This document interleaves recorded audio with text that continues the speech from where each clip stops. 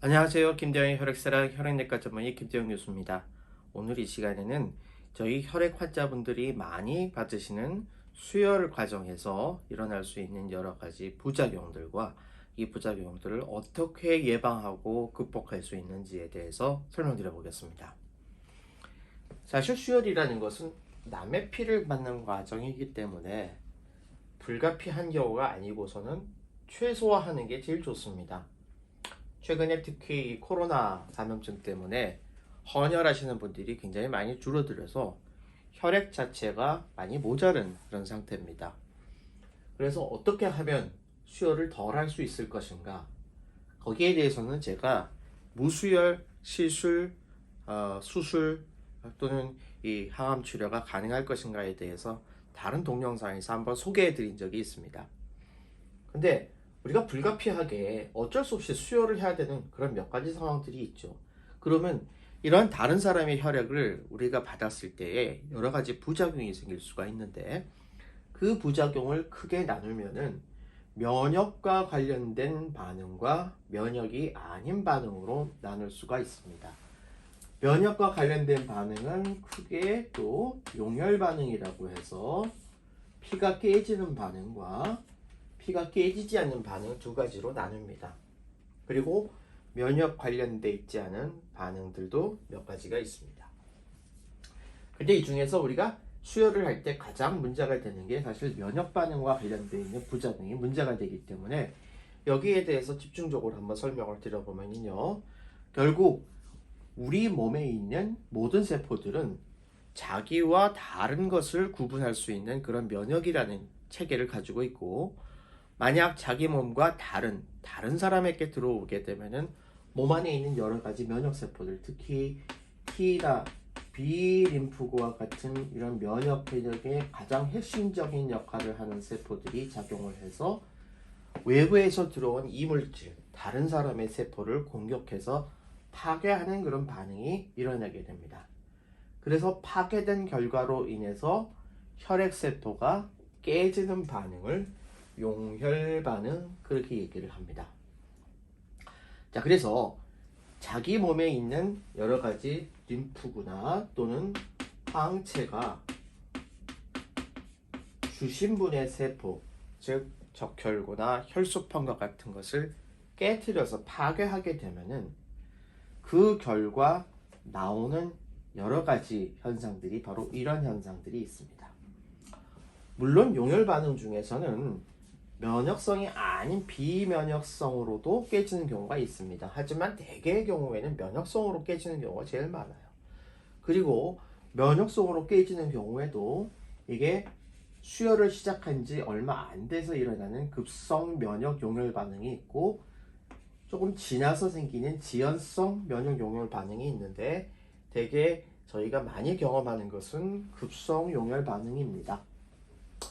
자, 물론 혈액을 수혈을 할 때는 혈액세포에 있는, 즉 적혈구나 혈소판 표면에 있는 이러한 항원이라는 것을 잘 맞춰서 수혈하게 되어 있습니다. 대표적으로 우리가 알고 있는 항원 중에 보면은 ABO 항원이 있고요, RH 항원이 있죠. 그래서 혈액형이 뭐예요? 라고 물어봤을 때 나는 O형입니다, B형입니다, A형입니다 또는 AB형입니다, 그런 게 ABO와 관련되어 있는 그러한 항원을 얘기하고, RH는 RH가 있느냐 없느냐에 따라서 RH 플러스 RH 마이너스 두 가지로 나누는데, 한국인의 경우에는 대부분 RH 포지티브고 대부분의 사람들이 RH 양성이기 때문에 사실 음성이 드물기 때문에 크게 걱정할 건 없습니다만, 외국의 경우에는 RH 음성도 굉장히 많죠.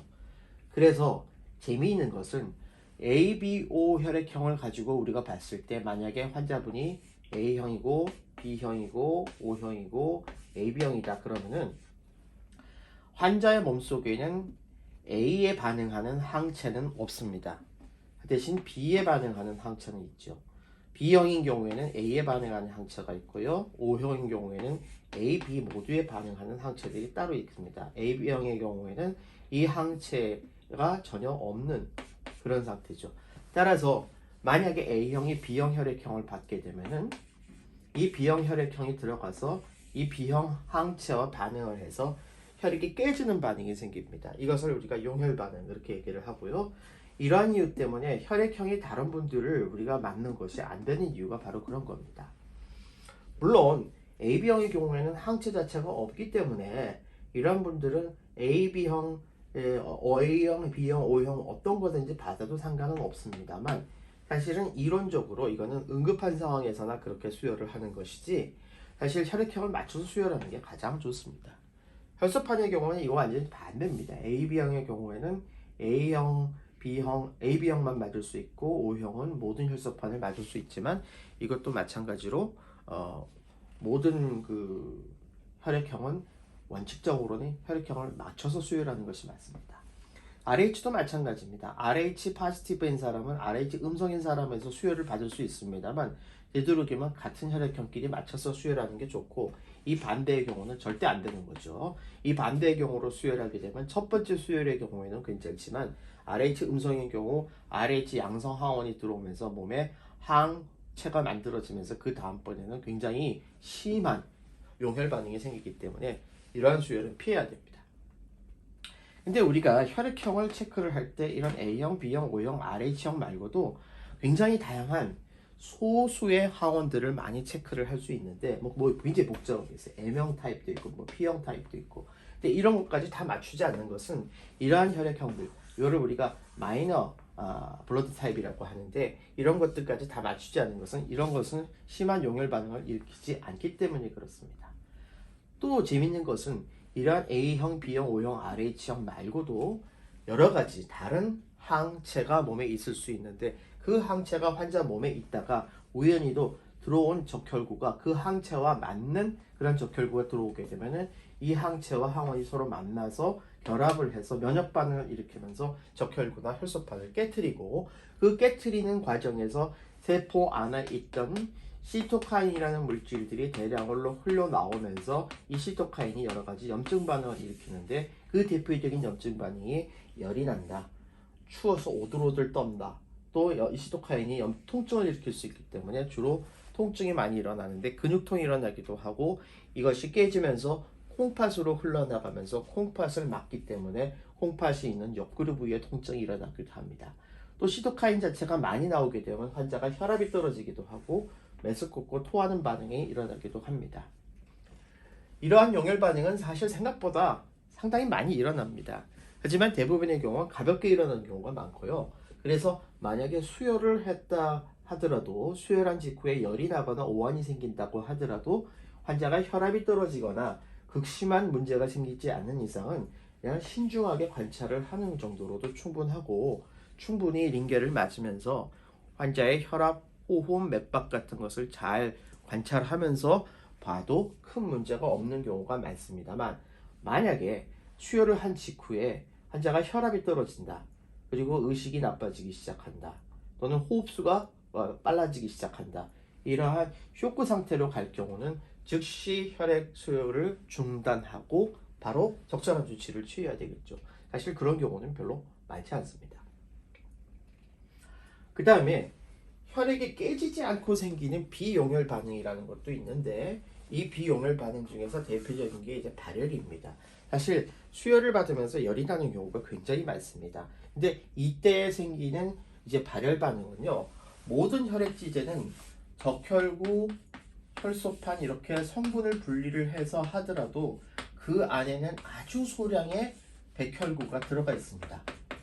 그러면 이 백혈구는 이런 적혈구나 혈소판에 비해서 굉장히 항원 항체 반응을 일으키는 반응이 크기 때문에 우리 몸에 들어왔을 때는 이 백혈구와 반응을 해서 항체들이 결합을 하면서 여러 가지 면역 반응을 일으키게 되는데 이렇게 혈액이 깨지지 않고 면역 반응을 일으키는 것을 비용혈 반응이라고 합니다. 그래서 수혈을 하고 난 직후에 열이 난다고 해서 반드시 혈액이 깨지는 건 아닌데 만약에 혈액이 깨진다고 의심이 될 때 그게 아주 심할 때는 바로 중단을 하고 혈액 검사를 하고 적절한 조치를 해도 되고, 만약에 이 혈액이 깨지는 것 자체가 아닌 그냥 가벼운 열이 나는 정도라 하면은 사실은 해열제 정도를 투여하는 것으로도 충분히 수혈을 진행할 수가 있습니다.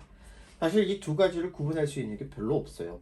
이 용혈 반응이 아주 심할 때는 환자의 소변에 혈액이 깨지면서 혈액 안에 있던 적혈구 안에 있던 헤모글로빈이 소변으로 나오기 시작합니다. 그러면서 소변 색깔이 붉게 나오는 경우가 있는데, 그런 경우는 사실 흔치 않고 대부분의 경우에는 그냥 백혈구와 항체가 반응을 해서 열이 나는 그러한 발열 반응이지만, 아주 드문 이러한 용혈 반응의 경우에는 심각하게 봐야 되고, 비용혈 반응 중에서 면역 반응으로 백혈구가 단순히 깨지는 경우는 해열제 투여 정도로도 충분하고 수혈을 지속할 수 있는 겁니다.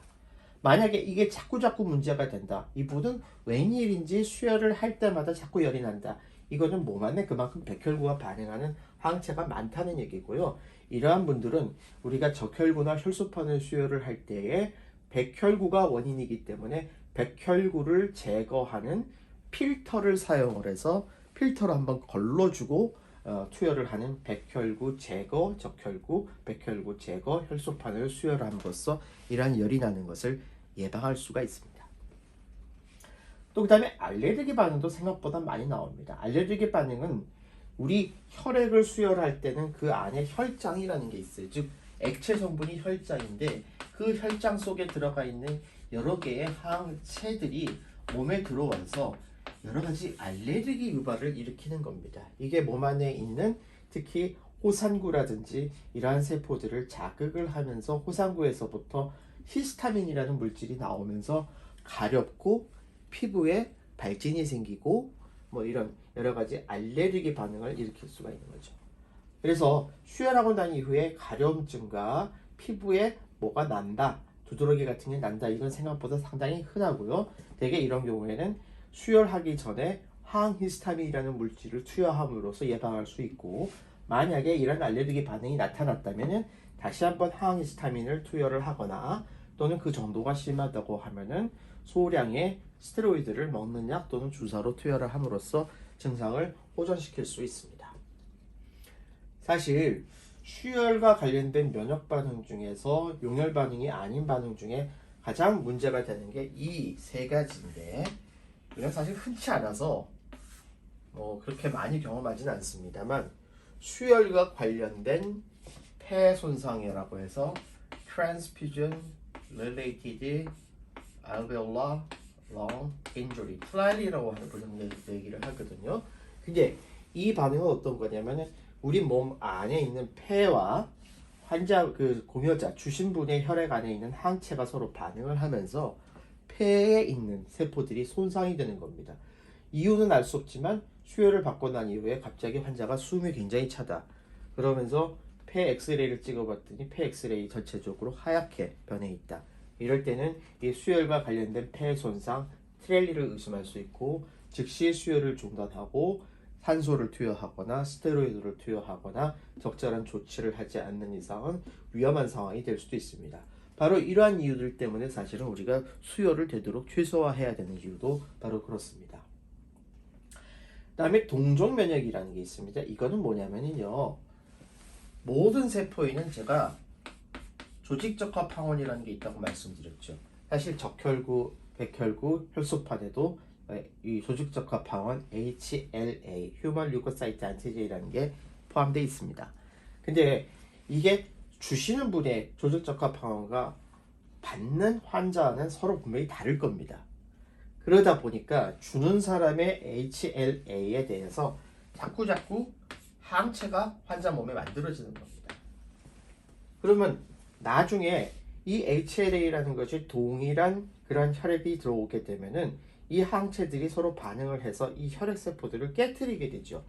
그러면 무슨 문제가 생기냐면은 혈액이 자꾸 파괴되면서 이러한 이 혈소판을 수혈을 했는데 이 혈소판이 잘 안 올라가는 그런 현상이 생깁니다. 그래서 이런 거를 동종면역이라고 하고, 이러한 현상을 이제 수혈을 해도 잘 안 오른다 해서 수혈 불응성, 그렇게 얘기를 합니다.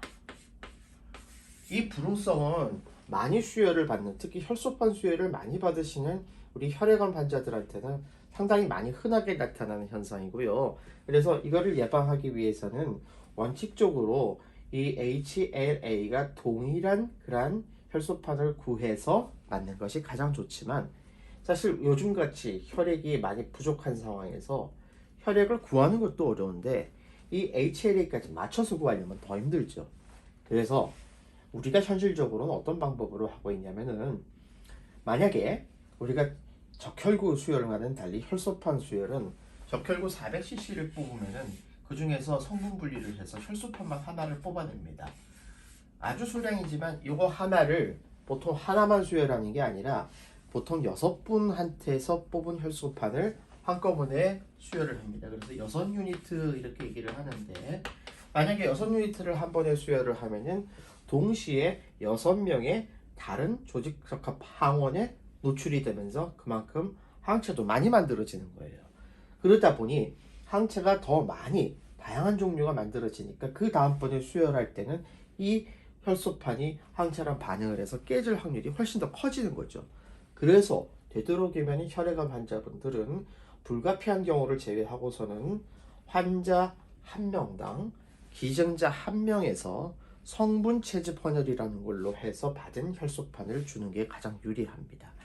성분 채집 헌혈은 보통 한 사람에게서 혈소판을 뽑아내서 그걸 줄이기 때문에 그 하나가 이렇게 6분한테서 뽑은 거와 거의 동일한 혈소판 양을 가지고 있거든요. 그러면 똑같이 10번을 수혈을 했을 때 이 혈소판 이 혈소판 농축액이라는 걸 수혈을 하게 되면은 60가지의 HLA에 노출이 되지만, 만약에 그걸 전부 다 성분 채집 헌혈로 해서 수혈을 받게 되면은 10명의 다른 종류만 노출이 되기 때문에 그만큼 항체가 덜 생기는 장점이 있습니다. 그래서 동종 면역을 피하기 위해서는 원칙적으로는 이 조직적합 항원이 일치하는 수혈을 해야 되지만, 이게 어려울 경우에는 성분 채집 헌혈로 된 혈소판을 수혈하는 것이 좋다, 이렇게 말씀드릴 수 있고요. 드물지만 이식편대 숙주방이라는 그러한 반응도 수혈에 의해서 일어납니다. 이거는 무슨 소리냐면요, 만약에 환자가 조혈모세포 이식을 받았다든지 아니면 간 이식이나 신장 이식과 같은 장기 이식을 받게 되면은 환자의 면역 상태가 많이 떨어져 있는 상태죠. 그리고 면역 억제제를 많이 투여한 상태입니다. 그러다 보니 면역적으로 굉장히 능력이 좋은 공여자한테서 헌혈을 받은 것을 수혈을 받으면 그 헌혈한 그 혈액 안에 있는 림프구가 면역학적으로 다르니까 환자의 몸을 공격하기 시작하는 겁니다. 이게 수혈과 관련된 이식팬트의 숙주 반응이고요. 실제로 이거는 빈번하게 일어날 수 있기 때문에 되게 조혈모세포 이식을 받는다든지 간 이식, 신장 이식과 같은 장기 이식을 하시는 분들은 수혈을 받을 때 이 혈액을 방사선을 한번 쬐서 남아있을 수 있는 이러한 림프구들을 전부 다 파괴한 다음에 주는 것이 이식편대의 숙주 반응을 막을 수 있는 방법이 되겠습니다. 자, 그 외에 이러한 면역과 관련돼 있지 않은 경우 어떠한 합병증이 있을 수 있냐면, 이 혈액이 만약 세균에 오염이 돼서 수혈을 하면서 세균이 들어와서 폐혈증이 생기는 세균 감염도 간혹 생기고요. 이건 혈액 관리의 문제인데요. 그 다음에 혈압이 많이 떨어진다든지 수혈을 너무 많이 받아서 그것 때문에 숨이 차다든지, 또는 수혈을 지속적으로 여러 번 받다 보니까 그 적혈구 안에 들어가 있는 철분이 몸에 쌓여서 철과다증 또는 철중독증이 생기는 그런 부작용이 있을 수 있고, 이 철과다증 중독증에 대해서는 제가 별도의 동영상에 자세히 설명해 놨기 때문에 한번 참고하시기 바랍니다. 네, 정리하겠습니다. 수혈 관련 이상 반응에 있어서는 용혈 반응과 비용혈 반응과 같은 면역 관련된 반응이 있고, 면역과 관련되지 않은 그런 반응들이 있는데, 특히 면역과 관련된 반응에서는 용혈 반응은 몸 안에 있는 이런 항원에 대해서 항체가 들어온 적혈구를 다른 걸로 인식하고서 적혈구와 달라붙어서 파괴하는 그런 현상이고요. 대표적인 현상으로 이와 같이 열이 나거나 오한이 나거나 통증이 나는 가벼운 정도로 끝나는 경우도 있지만, 이게 혈압이 떨어지거나 아주 심각한 문제가 될 수 있기 때문에 가벼운 경우에는 신중 관찰하는 정도로 충분하겠지만, 혈압이 떨어지거나 호흡이 곤란해지는 등 환자분이 심각한 상황이 되면은 바로 수혈을 중단을 하고 환자분에 대한 적극적인 처치를 해야 됩니다. 비용혈 반응에 있어서는 흔히 나타나는 게 발열이고요. 이 발열은 혈액제제 안에 있는 백혈구와 환자 몸에 있는 항체가 서로 반응을 해서 열이 나는 현상이고, 이걸 막기 위해서는 해열제 투여하는 걸로 충분하고요. 역시 몸 안에 있는 항체, 환자 몸에 있는 항체나 또는 공여자 혈액에서 온 항체가 몸에 들어와서 호산균을 자극해서 이런 알레르기 반응, 즉 가렵거나 피부 발진이 생기는 경우가 있을 수 있는데, 항히스타민을 투여하거나 스테로이드를 투여해서 조절을 할 수 있습니다. 심각한 합병증으로는 수혈 관련 폐 손상이라고 해서 수혈을 받은 이후에 폐가 나빠지는 그런 경우가 간혹 생길 수가 있고, 동종 면역이라고 해서 혈소판 제제를 여러 사람에게서 계속 받게 되면은 그 혈소판 표면에 있는 동종 적합항원에 노출이 되다 보니 거기에 대해서 항체가 생겨서 그 항체가 그 다음번에 들어오는 혈소판을 면역적으로 인식을 해서 파괴하는, 그래서 혈소판이 잘 올라가지 않는 혈소판 수혈 불능성이 생기는 경우가 있고요. 그 다음에 이식편제 숙주반응이라고 해서 골수 이식을 받거나 장기 이식을 받는 분들에게 있어서 이러한 수혈을 받은 혈액 안에 있는 림프구가 환자의 몸을 공격하는 그런 상태가 있는데, 이걸 방사선을 쬐줌으로써 이런 림프구를 제거해서 억제할 수 있습니다. 그 외에 세균이 감염이 있거나 혈압이 떨어지거나 철분이 계속 몸에 쌓이는 철과다증 같은 증상들도 합병증으로 올 수 있습니다. 사실 이런 것들을 피하기 위해서는 수혈을 최소화하는 게 가장 좋습니다. 그래서 수혈을 하지 않고서 치료할 수 있는 경우에는 수혈을 되도록이면 피하는 게 좋고요. 또 불가피하게 꼭 수혈을 받으셔야 하는 분들을 위해서도 수혈은 되도록 최소화하는 것이 좋을 것 같습니다. 네, 오늘도 혈액질환으로 치료받으시는 저희 환우분들과 그 가족들의 건강과 행복을 기원합니다.